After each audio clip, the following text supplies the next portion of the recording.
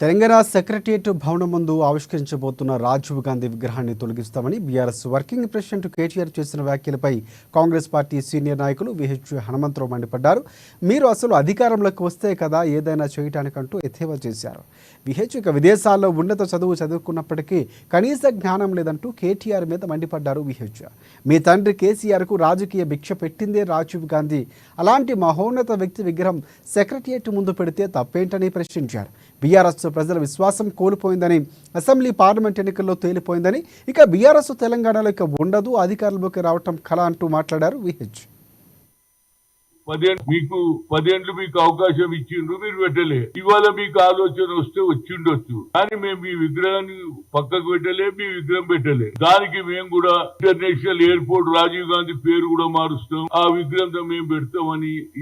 ఈ సంస్కారం, ఈ ఆలోచన మంచిది కాదు. నువ్వు చదువుకున్నోనివి, ఇతర దేశాలలో చదివి వచ్చినావు, కానీ ఇదేం కల్చర్? ఆయన పేరు తీసేస్తాను. రాజీవ్ గాంధీ వల్లనే కదా మీ నాయన ఇవాళ రాజకీయాలలోకి వచ్చిండు. ఆనాడు యువజన కాంగ్రెస్ లో మీ నాయన కూడా వైస్ ప్రెసిడెంట్ గా పనిచేసిండు. నేను ప్రెసిడెంట్ గా చేశాను, చంద్రబాబు గారు చేశారు. ఇలాంటి ఆలోచనలు మానుకోవాలి. నేను మీలాగా నేను మాట్లాడా, నాదో కల్చర్ ఉంది. ఈ సాంప్రదాయాన్ని చెడగొట్టడానికి ప్రయత్నం చేయకండి. మీరు పెట్టుకోండి, ఎవడొద్దన్నారు. మీ సర్కారు వచ్చినాక తెలుగు తల్లి ఎడబెడతారో పెట్టుకొని ఎవడొద్దన్నారు. నేను అనేది ఏంటి, మీరు పెట్టినుంటే, నీ విగ్రహాన్ని జరిపి పెట్టినుంటే ఏదన్నా అన్నారు అనుకోవచ్చు. దానికి సెక్రటరియట్ పోయింది, ఇక సాక్షాత్తు ఇంటర్నేషనల్ ఎయిర్పోర్ట్ కూడా నేను మారుస్తా అని అనడం, అది నీకు శోభ కాదు. ఇలాంటి భాష మాట్లాడొద్దు. మా రాహుల్ గాంధీ గారు చూడండి, పార్లమెంట్ లో ఏమన్నాడు?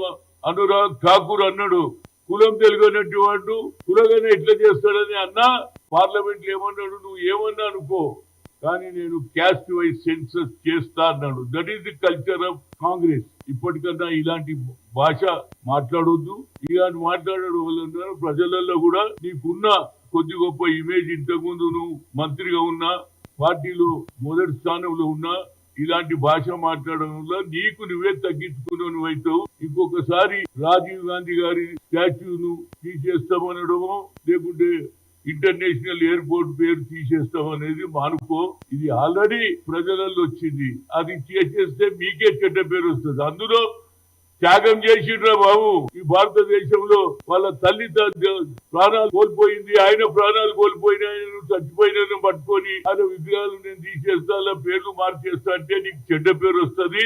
అయితే సీనియర్ నాయకుడుగా మీ నాన్నతో నా కింద వైస్ ప్రెసిడెంట్ గా పనిచేసినటువంటి వ్యక్తి, కాంగ్రెస్ కల్చర్ లో పెరిగిన